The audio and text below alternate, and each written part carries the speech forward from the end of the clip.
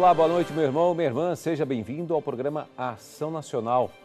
E hoje nós vamos debater aqui um assunto tanto quanto polêmico, que é a questão do porte de armas no Brasil.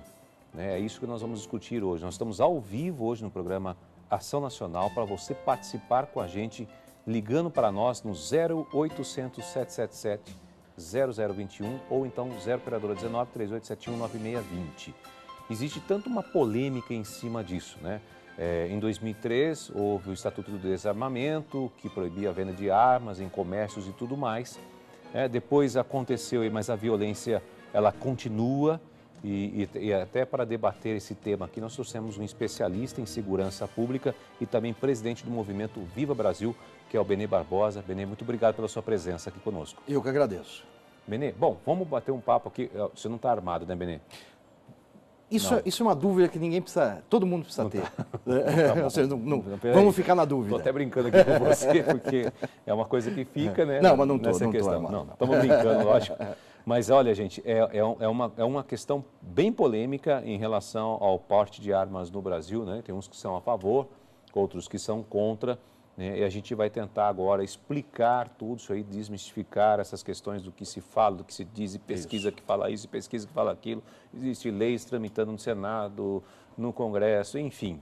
Vamos falar um pouquinho sobre isso e você pode participar aqui conosco, fazendo a sua pergunta aqui para o Benê, que é especialista em segurança pública, e também dizendo se você é a favor ou contra o porte de armas no Brasil. Bom, Benê, até 2003 era assim mesmo, né? A gente não, as armas ficavam aí nas prateleiras. Eu cheguei a ver isso, inclusive. Você tinha, né? Você chegava nos locais que vendiam esse tipo de coisa, tinha lá a arma, né? Algumas lojas ofereciam até o registro grátis ou até parcelado, sem juros, se eu não me engano. Mas hoje em dia, ter o porte de armas não é mais uma tarefa fácil, aliás, é proibido, né? Proibido não, né? O porte né? A posse você ainda pode ter. Em tese você ainda pode ter. Aliás, vamos tentar identificar isso. O que significa porte de armas e posse de armas? Então vamos lá. Posse de arma é o quê? É o registro da arma, né? Quando você tem o registro, você tem a propriedade, você tem a posse dessa arma. Com essa posse você pode fazer o quê? Você pode ter essa arma dentro da sua casa, dentro do seu sítio, no seu comércio ou na sua empresa, se você for o proprietário ou se for responsável por essa empresa, mas você não pode transitar com essa arma, né? Ou seja, você não pode andar armado. O porte não. O porte é uma autorização, né, que hoje em tese seria dada pela Polícia Federal, né, para que você possa portar a arma, né? Então você vai sair da sua casa armado, vai trabalhar armado, né, a arma aí preparada para ser pronta para ser usada. E hoje gera uma multa? Não, hoje gera cadeia. Cadeia, detenção da pessoa? Hoje nós temos uma legislação extremamente rigorosa, né, praticamente draconiana, proibitiva, muito diferente do que a gente tinha no passado, né? Aliás, é muito legal porque assim as pessoas, né, esse pessoal mais novo aí, né, essa nova geração aí, que pegou toda essa história, né, já com o Estatuto do Desarmamento aprovado e todas essas restrições, muitas vezes não conhece como era no passado, né? Então, por exemplo, né, até 1997, eu comprei minha primeira arma em 1991, quando eu fiz 21 anos. Até 1997, o porte ilegal de armas não era nem crime no Brasil. Era uma simples contravenção penal, né? Então, no máximo, você era condenado ali a uma multa, qualquer coisa assim, mas era uma coisa praticamente insignificante, né? E isso não era problema, né? Nós tínhamos uma criminalidade muito menor, nós tínhamos os índices criminais de uma forma geral, tanto de homicídios como de roubos, de sequestro relâmpago, não existia arrastão, né? Ou seja, não era um problema. Em 1997, se transforma o porte ilegal e a posse ilegal em crimes, né? Ou seja, começa a se endurecer a legislação. E aí você já tinha uma série de quesitos para comprar uma arma de fogo, etc. Foi dificultado. Não adiantou nada. A criminalidade violenta continuou crescendo, os homicídios continuaram crescendo. Aí lá em 1999, eles decidem que a legislação não era restritiva o suficiente. Não, precisamos apertar ainda mais a legislação, né? Surge, então, o Estatuto do Desarmamento, que está vigorando até hoje, e eu acho que, né, qualquer pessoa tem certeza disso, né? Não resolveu em absolutamente nada, não diminuiu a insegurança, não diminuiu o número de homicídios e todo esse problema que a gente tem com criminalidade no Brasil. Então, quer dizer assim, bom, eu posso até falar aqui um pouquinho, já que ele citou que não resolveu. Existe um livro seu aqui que você escreveu junto com o Flávio Quintela e Benê Barbosa, Mentiram para mim sobre o desarmamento. Está aí para vocês estão vendo.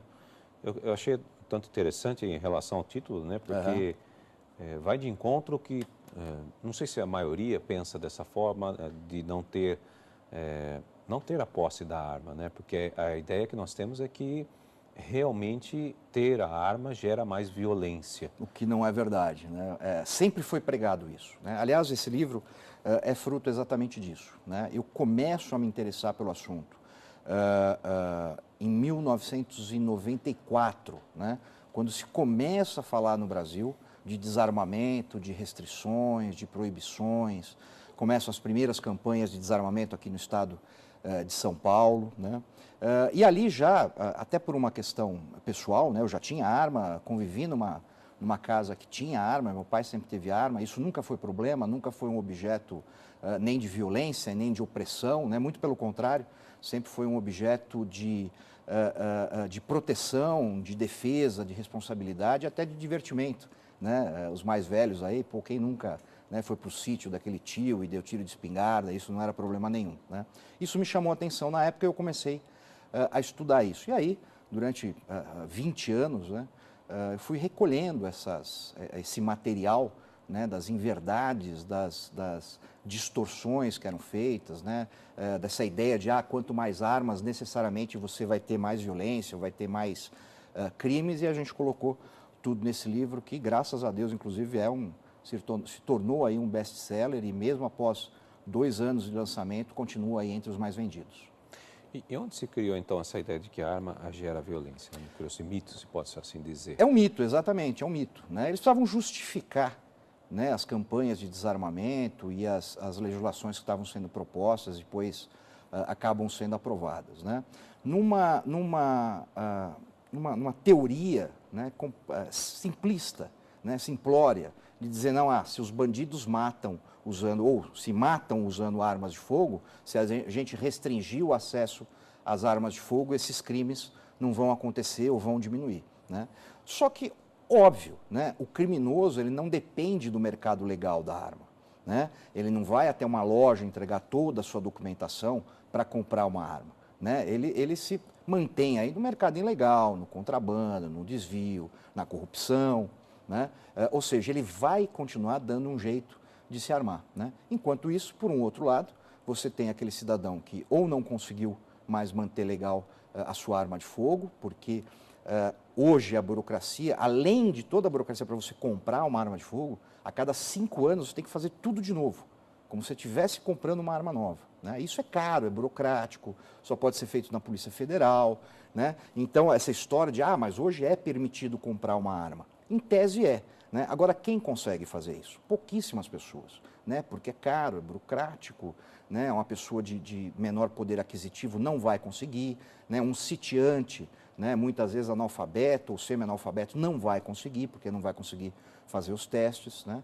E acaba jogando essas pessoas na ilegalidade. Benê, como é que é essa burocracia hoje de ter um porte de arma? Vamos lá. Posse, né? Posse, só para comprar arma, desculpa, né? Só para ter a arma dentro da sua casa. Okay. Então, primeiro, você tem que ter no mínimo 25 anos, você tem que comprovar a renda lícita, ou seja, você tem que comprovar que você trabalha, né? Como se o simples fato de você estar desempregado já tornasse você um suspeito, né? Você tem que passar por um teste psicológico em psicólogos credenciados na Polícia Federal. Você tem que fazer um teste prático de tiro, né? Ou seja, você vai demonstrar que sabe utilizar aquela arma, e tudo isso é pago, tá? Tudo isso é oneroso para o cidadão. Você tem que apresentar todas as certidões negativas, né, de todas as justiças, justiça eleitoral, federal, militar, né, estadual, tudo. Você tem que estar com a ficha completamente limpa, né? Tudo isso tem que ser feito só nas delegacias da Polícia Federal, que já inviabiliza para uma grande parcela da população brasileira, né? E por último, que é um dos maiores problemas que a gente tem hoje, né? Além de todo o custo da arma, que tem impostos altíssimos em cima, você ainda tem que justificar por que você quer ter uma arma na sua casa. E essa justificativa é completamente subjetiva, porque o que é uma necessidade para mim pode não ser para você, você concorda? Né? E abre uma brecha perigosa, que é o quê? De tornar a questão arbitrária. Né? Então, o que é o discricionário? Né? O discricionário é o poder que eu dou para aquela autoridade, né, governamental, no caso um delegado da Polícia Federal, de aceitar ou não o meu pedido, né, de aceitar ou não a minha justificativa. Só que ele pode se aceitar simplesmente porque ele acha que a população não tem que ter arma. Então ele vai lá e nega de todo mundo, né, como acontece hoje. Hoje a maioria dos pedidos são negados, né, com total subjetividade. Inclusive o Ministério Público Federal de Goiás entrou com uma ação civil pública, né, contra a União por conta desses casos. Né? Eu tive lá, eu fui das pessoas que expôs lá os motivos, né? E eu mostrei um delegado, por exemplo, né, que negou que uma pessoa comprasse uma arma porque ele disse que naquele bairro a criminalidade era muito alta. Portanto, esse cidadão corria o risco de ter a arma roubada. Ou seja, o delegado ele disse exatamente o porquê a pessoa devia ter uma arma, né? Porque a criminalidade é alta e a polícia não pode, por mais bem intencionada que ela esteja, né, ela não pode defender todo mundo 24 horas por dia. Quer dizer, a gente tem um problema também já que envolve de segurança pública. Sim, sem dúvida, né, sem dúvida. A verdade é o seguinte, por que hoje, né, tantas pessoas se interessam por esse assunto, né, se interessam em saber se é possível comprar uma arma, se não é, como é que faz, né, exatamente pelos nossos níveis de insegurança. Né? Isso prova, mais uma vez, que o tal Estatuto do Desarmamento, que foi apresentado para a sociedade brasileira como uma solução para a criminalidade, não passou nem perto disso. Né? Então, 90% das lojas de armas que existiam no Brasil fecharam. Né? A entrega a voluntários de arma, naquelas campanhas patéticas, para dizer o mínimo, né? Onde você via lá o velhinho entregando uma garrucha, a viúva entregando a arma do marido, né? Ou seja, pessoas que nunca cometeram crime, nunca iam cometer crime com aquelas armas. Né? Foram quase 600 mil armas entregues. Né? Se dificultou enormemente, né? A venda legal de armas desabou no Brasil. E a criminalidade sempre crescendo, né? A insegurança sempre crescendo, os homicídios crescendo, os chamados crimes patrimoniais, né? Os furtos, os roubos, os sequestros crescendo. Né? Porque, além de tudo, né, essa legislação e essas campanhas, e às vezes eu falo isso para as pessoas às vezes têm que olhar as coisas não com o olhar próprio, mas com o olhar do bandido. Né?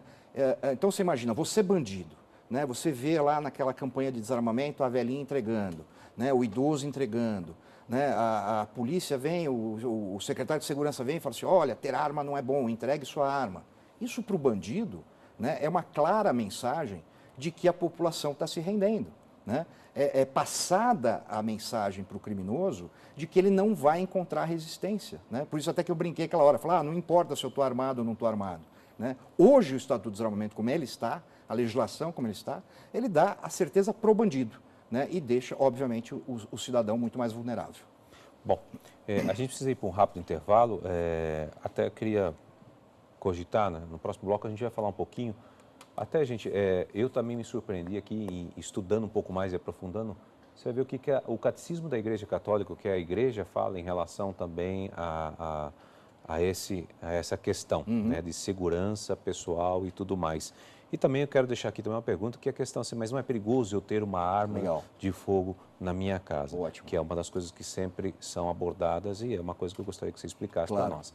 Mas a gente vai para um rápido intervalo, você continua participando aí, ligando para nós, fazendo a sua pergunta através dos telefones e a gente volta já.